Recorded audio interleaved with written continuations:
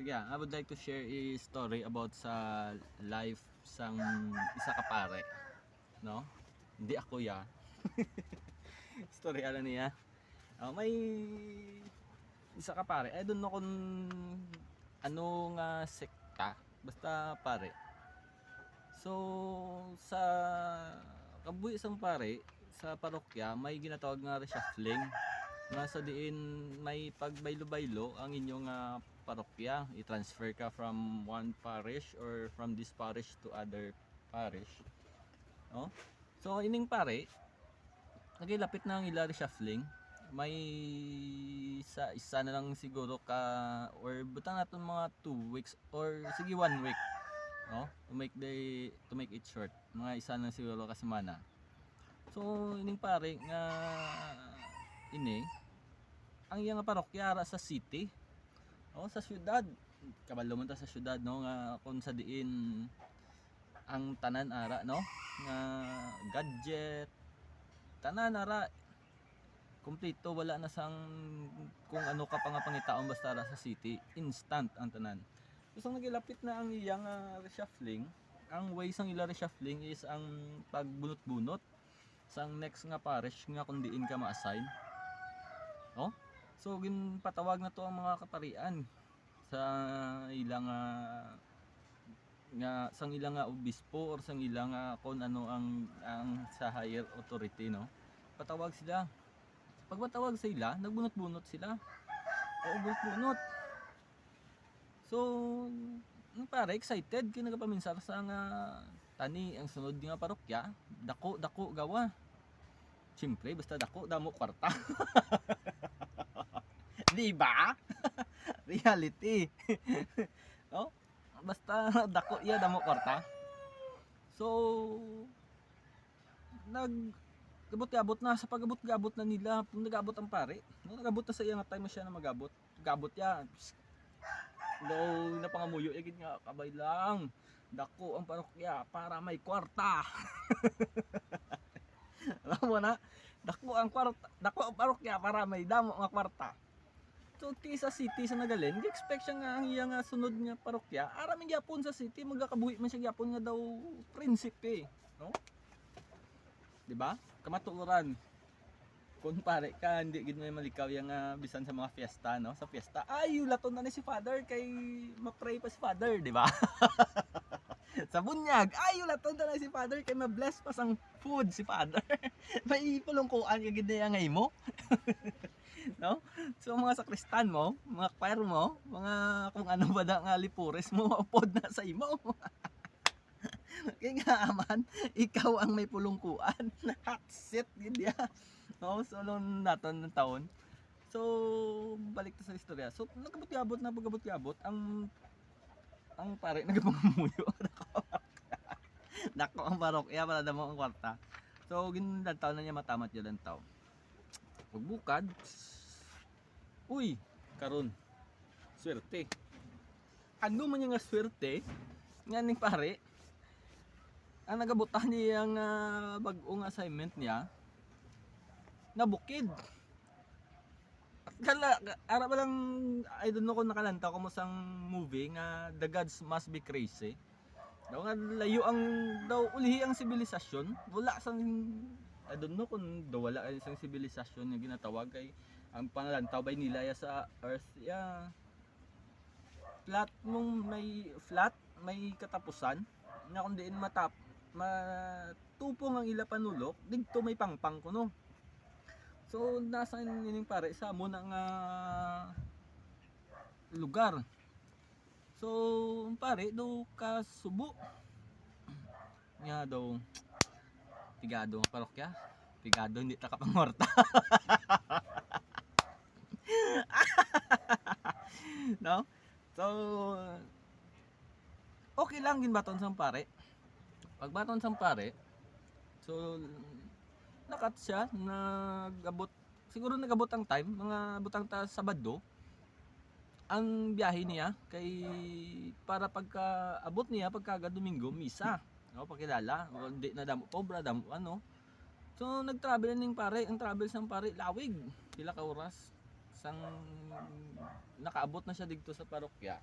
Pag-abot niya siguro nagasirom-sirom, ingampot na ang gabi, gagawa-gawa ang dulom kag ang kasanag kay nagagabi yon nagidman.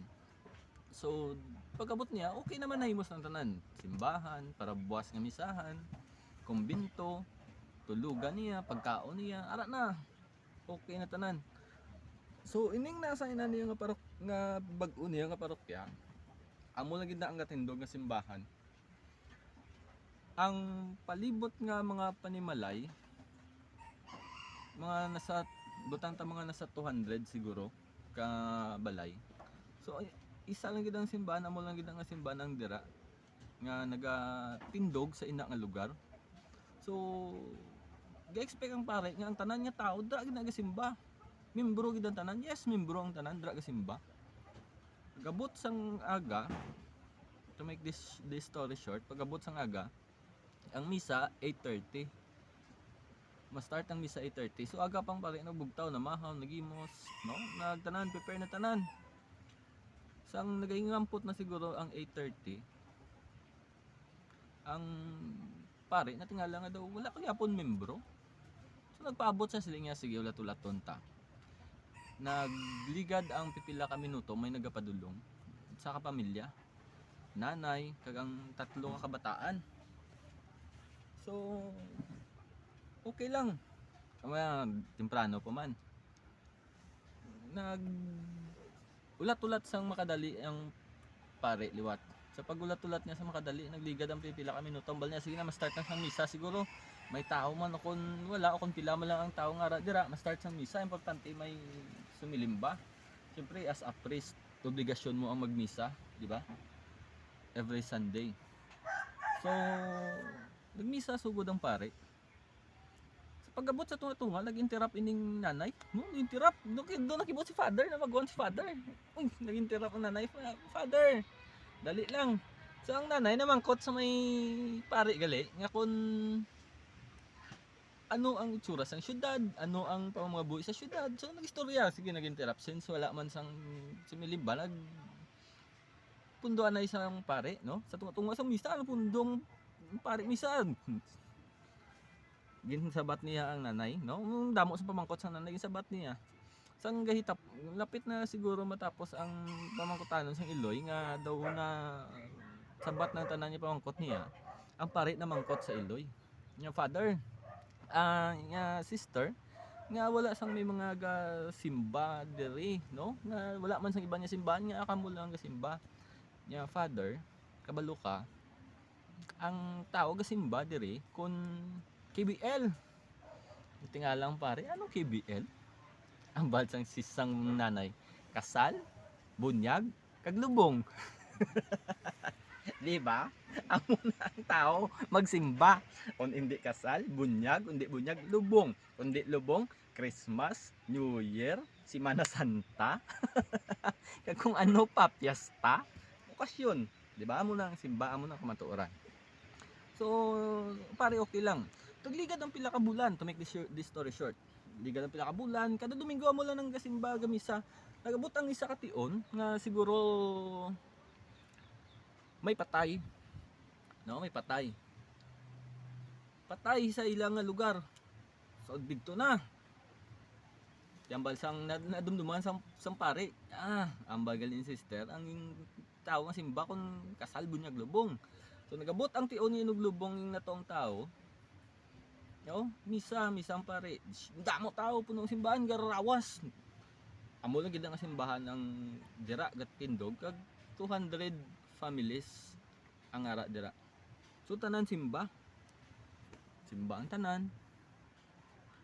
So dito na. Daw siguro daw sa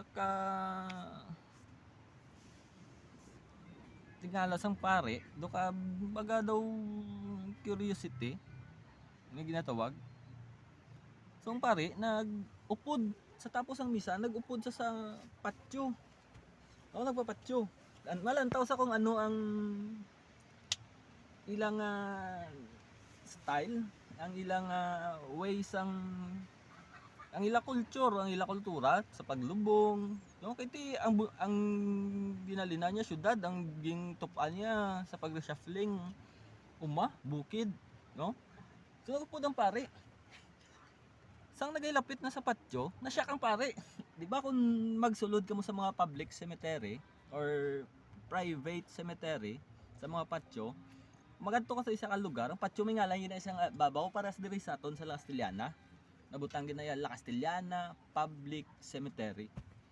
So dito sa ila, hindi ya lugar ang nabutang. Nasya kang pare.